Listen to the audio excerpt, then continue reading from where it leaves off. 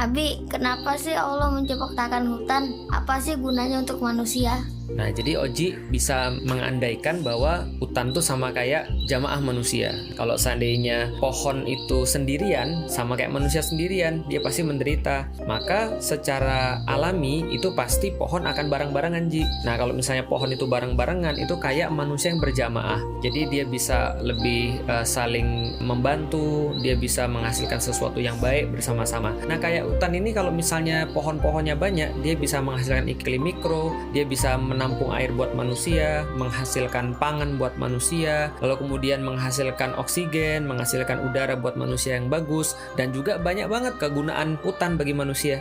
Oh, jadi gitu, Bi. Jadi kalau ada orang yang merusak hutan, sama aja dia merusak dirinya sendiri, Ji.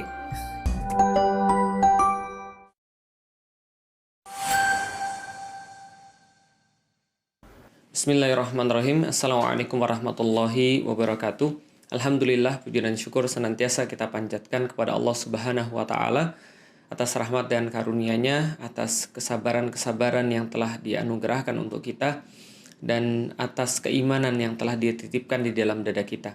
Salat dan salam semoga tercurah dan terlimpahkan kepada baginda Nabi besar Muhammad Sallallahu Alaihi Wasallam, manusia mulia yang telah mencontohkan segala macam kebaikan-kebaikan yang bisa kita tiru. Baik kebaikan itu adalah apapun yang keluar daripada lisan kita, ataupun kebaikan itu apapun yang bisa kita perbuat dengan amal-amal kita.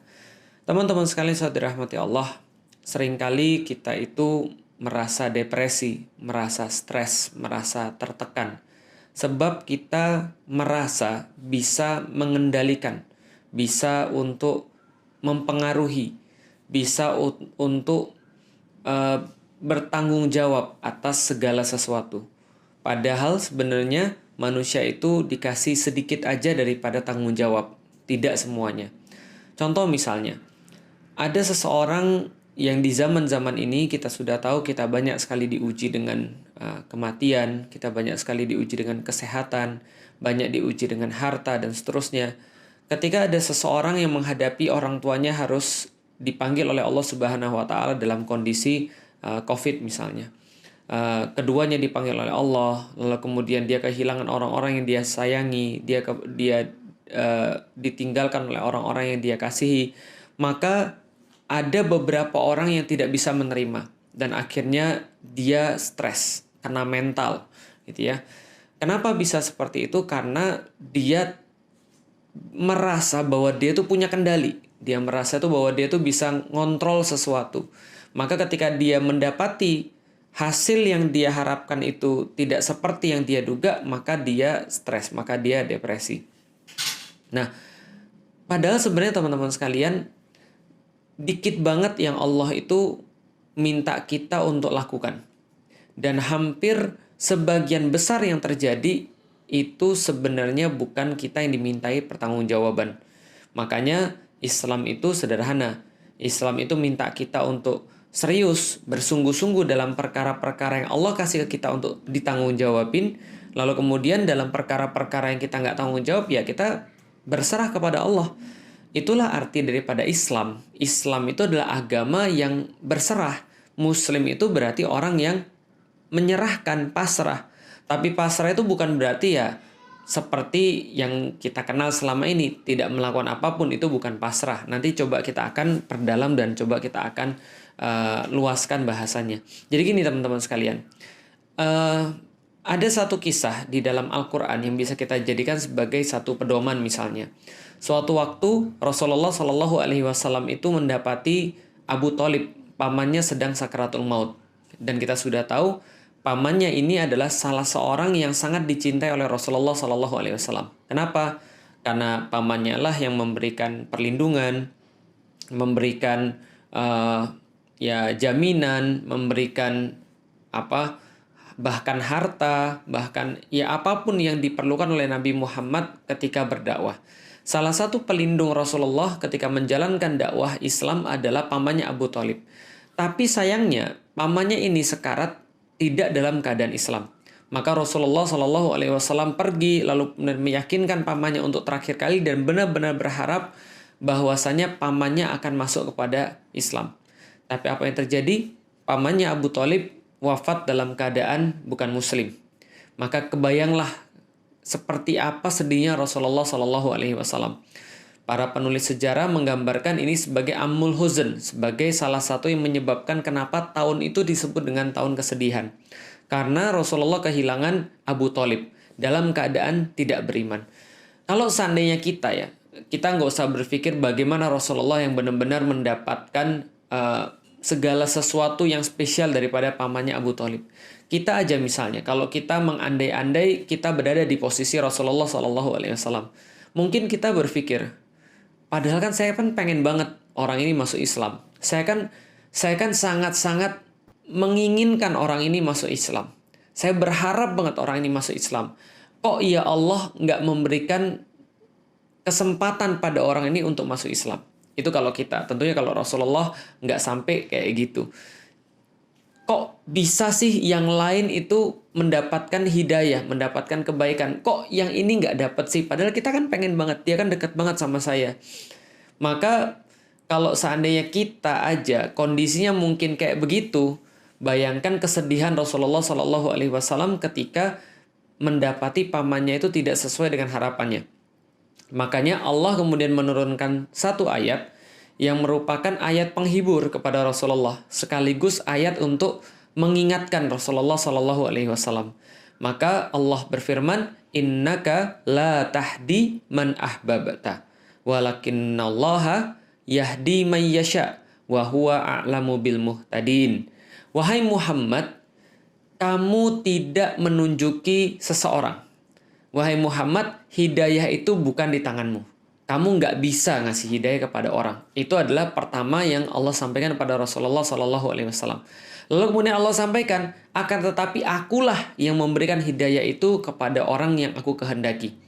Dan Allah menutupnya, aku lebih tahu tentang siapa yang layak mendapatkan hidayah, yang dia mau mendapatkan hidayah. Maka ini seolah-olah ingin menyampaikan pada Rasulullah Sallallahu Alaihi Wasallam yang mungkin pada saat itu dituduh gagal, atau pada saat itu dibilang nggak mampu, atau yang pada saat itu dibilang, alah bagaimana dia bisa nyelamatin orang-orang yang lain, orang pamannya yang paling dekat aja dia nggak bisa nyelamatin, orang pamannya aja dia nggak bisa jadiin Islam, bagaimana yang lain. Dalam kondisi kayak begitu, Allah sampaikan kepada Nabi Muhammad, wahai Muhammad, kamu bukan yang ngasih hidayah. Tidak ada satupun manusia yang bisa ngasih hidayah. Akan tetapi hidayah itu punya aku dan aku kasih kepada siapapun yang aku kehendaki, yang aku kira layak untuk mendapatkan hidayah Islam. Maka kita bisa mendapati di sini ada dua daerah, ada dua wilayah pada kehidupan manusia. Pertama adalah wilayah yang dia tidak bisa kuasai, dan yang satu lagi adalah wilayah yang dia kuasai. Maka seolah-olah Allah ingin menyampaikan kepada Nabi Muhammad, wahai Nabi Muhammad, menunjuki manusia siapa yang dapat hidayah, dia bisa beriman kepada Allah, itu bukan tanggung jawabmu sama sekali. Maka kalau ada orang yang beriman kepada Allah, itu berarti kerjaannya Allah. Kalau ada orang yang nggak beriman pada Allah, itu bukan urusanmu, itu adalah urusannya Allah. Kenapa? Karena above pay grade kalau zaman sekarang, above your pay grade, bahwa memberikan keimanan itu di luar daripada kerjaan kita. Kita nggak dibayar untuk itu. Kita dibayar untuk melakukan usaha-usaha dakwah. Kita dibayar dalam tanda kutip oleh Allah untuk melakukan maksimalisasi dakwah Islam. Semaksimal mungkin, berusaha sebisa mungkin. Tapi siapapun yang dapat hidayah itu bukan urusan manusia lagi, termasuk Rasulullah Muhammad. Lalu Allah menegaskan, itu urusan saya. Maka kamu nggak usah mikirin, kamu nggak usah sedih, kamu nggak perlu terlalu banyak untuk masukin dalam hati. Kenapa? Karena itu bukan urusan kamu, itu urusan saya. Dalam perkara-perkara juga sama. Kadang contoh misalnya, itu kalau Rasulullah, bagaimana Allah mengajari Rasulullah dan tentunya mengajari kita sebagai umatnya Rasulullah Sallallahu Alaihi Wasallam. Bagaimana misalnya kalau kita menemukan orang yang sakit? Apakah itu adalah orang yang kita kasihi, apakah itu adalah orang yang kita cintai, atau orang yang penting dalam kehidupan kita. Kemudian tentu dong kita menginginkan dia sembuh. Kita doain, kita usahakan perawatan yang terbaik, kita semangatin dia, kita motivasi dia, kita berikan obat-obatan yang paling hebat yang mampu kita beli. Pokoknya semua usaha-usaha yang terbaik. Tapi setelah usaha itu, ternyata toh Allah pengen mengambil dia. Ternyata toh Allah lebih sayang sama dia dan meminta dia berpulang pada Allah Subhanahu wa Ta'ala. Maka apa yang kita lakukan? Yang kita lakukan hanyalah bisa berkata inna lillahi wa inna ilaihi roji'un. Sedih, iya. Tapi kesedihan itu tidak sampai untuk dalam tanda kutip justru kita melakukan hal-hal yang tidak produktif. Seperti bertanya, kenapa Allah mengambil? Kenapa Allah kemudian tetap menjadikan dia nggak bisa sembuh? Kenapa dia harus mati? Kenapa nggak yang lain? Kita nggak melakukan hal-hal yang nggak produktif kayak gini. Kenapa? Itu bukan urusan kamu. Nyawa manusia itu bukan urusan kamu. Ajal itu bukan urusan kamu. Itu urusannya Allah. Jadi kamu nggak perlu merasa bersalah tentang itu. Tugasmu itu sudah kamu lakukan, sedangkan itu adalah above your pay grade. Itu di luar daripada apa yang Allah sampaikan dan Allah wajibkan kepada kita. Sama seperti juga ketika kita mencari rezeki. Kita mencari rezeki susah-susah, kita punya anak banyak. Tiba-tiba sudah membuat plan dengan sempurna, bisnis plan dengan baik. Kita lakukan segala sesuatu yang diperlukan. Tiba-tiba ada lockdown. Tiba-tiba ada pembatasan. Sehingga kita nggak bisa buka toko, sehingga kita nggak bisa melakukan bisnis kita, sehingga bisnis kita harus tertunda. Lalu kemudian kita stres. Lalu anak saya harus makan apa? Istri saya harus makan apa? Kalau nggak bisa makan, nggak bisa hidup. Itu di luar bayaranmu, above your pay grade. Yang ngasih makan itu Allah, yang ngasih rezeki itu Allah. Maka itu semua nggak perlu dalam tanda kutip dipikirkan. Nggak perlu kita risau, nggak perlu kita gontai, nggak perlu kita merasa khawatir. Kenapa? Itu urusannya Allah. Urusan kita adalah melakukan segala sesuatu yang terbaik. Biarkan, kasih Allah urusan Allah. Jangan ngurusin urusannya Allah. Sama kayak juga dakwah. Dakwah kita itu urusan kita apa? Mengusahakan dakwah yang terbaik, mencari perantara yang paling bagus, berbicara dengan yang paling fasih, mencari dalil yang paling cocok, lalu kemudian memberikan memberikan dakwah sesuai dengan kehendak atau sesuai dengan akal manusia, lalu berusaha untuk sebaik-baiknya mengantarkan dakwah. Itu urusan kita. Mengenai orangnya senang atau tidak dengan dakwah kita, apakah kita dimaki setelahnya, atau kita dihina setelahnya, ataukah ada orang yang tepuk tangan lalu kemudian memuji, wah keren banget dakwanya. Itu bukan urusan kita lagi. Itu sudah urusannya Allah. Makanya enak banget kalau kita sudah memahami hal ini.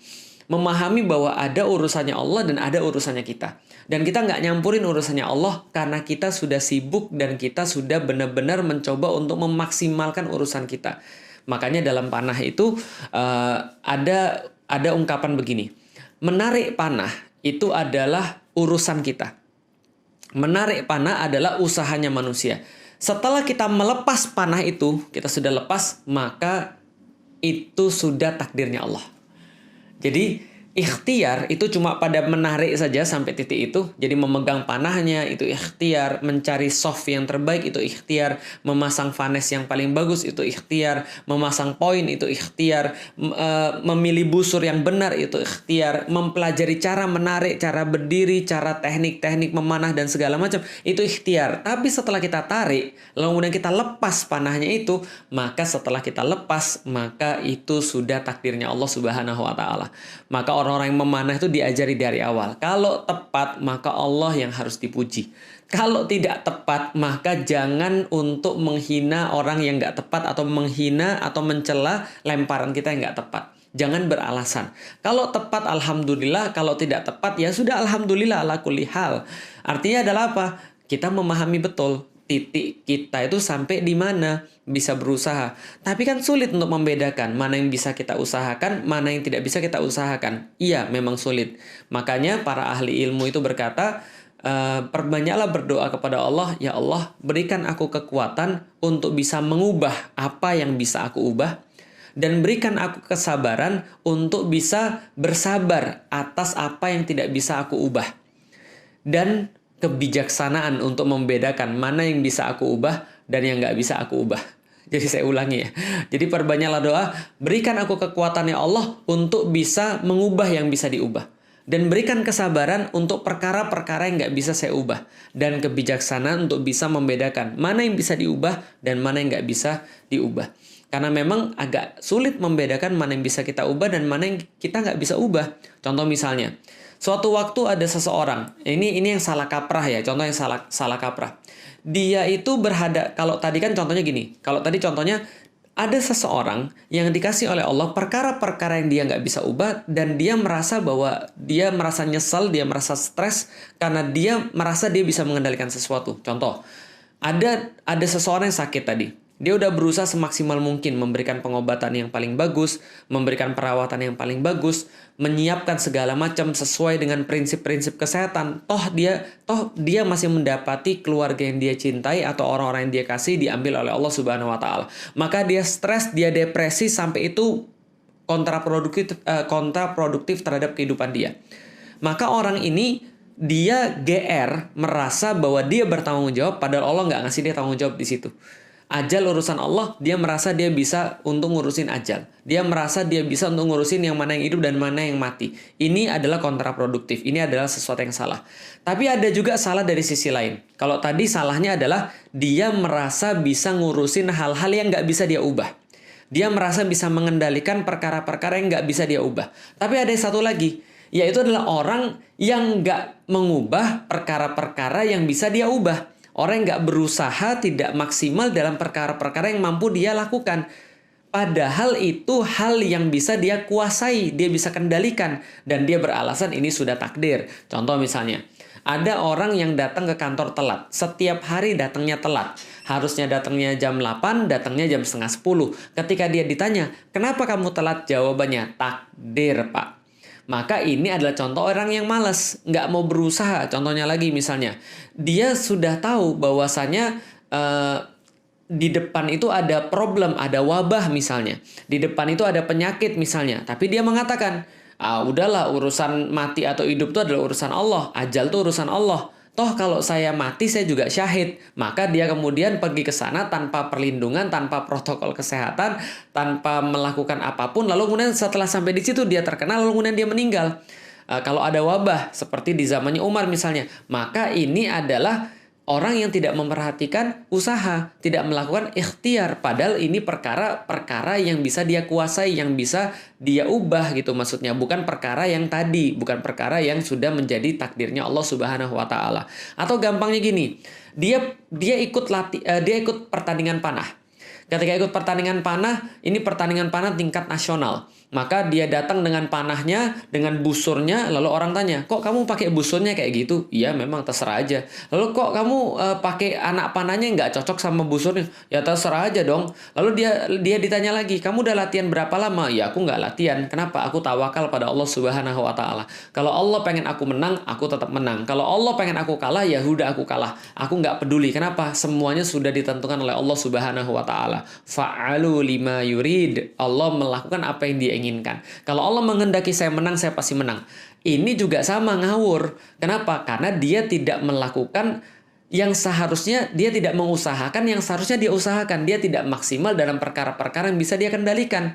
Makanya dalam kasus ini Rasulullah mencontohkan bahwa Rasul ketika pergi jihad fisabilillah itu pernah memakai baju zirah 2 lapis. Kenapa? Karena ini berada dalam wilayah kekuasaannya Rasulullah. Rasul ingin mencontohkan, iya memang Allah pasti akan membantu orang-orang mukmin. Allah pasti akan memenangkan orang-orang mukmin, tapi ikhtiarnya kamu sempurnakan dulu. Kenapa? Karena itulah namanya jihad. Jihad itu menyempurnakan ikhtiar, memaksimalkan perkara usaha. Itu jihad. Maka kalau orang sudah maksimal dalam usahanya, melakukan apapun yang dia bisa, lalu dia berjihad di jalan Allah, maksimal dalam persiapannya, maksimal dalam amalnya, lalu tetap dia meninggal, itulah namanya syahid. Maka kalau ada orang di zaman sekarang, contoh misalnya dia sakit kena COVID, padahal dia sudah melakukan protokol kesehatan, dia udah benar-benar menjaga dirinya, lalu dia masuk rumah sakit, dia mengusahakan pengobatan yang terbaik, dia benar-benar pengen sembuh, termotivasi, pengen cepat sehat, lalu dia mengusahakan obat-obatan yang terbaik, herbal, lalu kemudian obat-obatan dari dokter, bukan obat untuk menaikkan imun, misalnya yang terbaik semua dia usahakan. Toh dia tetap meninggal. Maka kata Rasulullah, siapa yang mendapatkan wabah, lalu kemudian dia bersabar, lalu kemudian dia ridho dengan ketentuan itu, lalu maksimal dalam melakukan hal-hal yang harus dia lakukan, dan kalaupun dia tetap mendapati kematian setelah itu, maka Rasul katakan dia dapat pahala syahid, dan keluarganya ya sudah, ini sudah ketentuan Allah, sudah syahid. Maka yang harus kita lakukan tuh simple. Islam tuh sederhana banget, anti stres. Islam tuh anti kena mental. Islam tuh anti depresi. Kenapa? Karena menaruh segala sesuatu pada porsinya. Kalau kita sudah melakukan segala sesuatu yang kita bisa, dan itu sudah paling maksimal, maka terjadi sesuatu yang nggak kita inginkan, ya udah tinggal bilang innalillahi wa inna ilaihi rojiun. Sedih boleh, tapi jangan sampai itu membuat kita kontraproduktif dengan cara menyalahkan orang, menyalahkan diri sendiri, apalagi menyalahkan Allah. Ini yang kemudian dikatakan nggak benar. Makanya kayak tadi misalnya kayak ceritanya Rasulullah, lalu Allah kemudian menasihati Rasulullah, menghibur Rasulullah, ini bukan salah kamu, bukan berarti juga dakwamu gagal, tapi memang ya ini sudah ketentuan Allah. Udah mau gimana lagi? Itu bukan urusan kamu loh untuk memberikan hidayah, apalagi kita. Jadi ada banyak hal yang kita tuh harusnya nggak usah mikirin. Dan kita itu jadi stres karena kita mikirin perkara-perkara yang harusnya kita nggak mikirin. Kenapa harusnya nggak kita mikirin? Karena Allah tahu kita nggak bisa berbuat apapun. Jadi apa yang kita harus lakukan? Bermaksimal, bersibuk, lalu kemudian berusaha sebisa mungkin dalam perkara-perkara yang kita bisa kuasai. Banyak banget perkara-perkara yang kita nggak bisa kuasai. Makanya, mungkin sebagian besar stres kita itu adalah ketika kita itu merasa bisa mengendalikan segala sesuatu. Merasa bisa mengendalikan anak. Merasa berpengaruh pada anak. Merasa punya kontrol terhadap anak. Maka ketika anak kita berbuat segala sesuatu yang kita nggak suka, kita jadi stres, kita jadi depresi. Kita merasa bisa mengontrol karyawan. Kita merasa bisa mengontrol kehidupan, kesehatan. Bisa mengontrol rizki. Itu yang kemudian kadang-kadang membuat kita itu stres. Makanya Islam itu adalah berserah. Berserah pada apa? Berserah kepada Allah dalam perkara-perkara yang memang kita nggak bisa kuasai. Karena memang kita nggak pernah bisa mengendalikan seseorang in the first place. Kita nggak pernah bisa mengendalikan anak sebenarnya. Maka ya udah berserah kepada Allah setelah kita melakukan segala sesuatu yang bersifat maksimal. Tapi ingat, bukan berarti kita kayak orang tadi yang pergi panah lalu nggak latihan dengan alasan kalau Allah pengen ya saya pasti menang. Ya itu juga salah. Maka perbanyak doa, ya Allah, mudah-mudahan Engkau bisa memberikan saya kekuatan untuk bisa mengubah apa yang bisa saya ubah, kesabaran untuk bersabar dalam perkara-perkara yang nggak bisa saya ubah, dan kebijaksanaan untuk bisa membedakan mana yang bisa saya ubah dan mana yang nggak bisa saya ubah. Teman-teman sekalian, mudah-mudahan Allah merahmati teman-teman sekalian untuk bisa bersabar dalam perkara-perkara ketentuan Allah Subhanahu wa Ta'ala. Assalamualaikum warahmatullahi wabarakatuh.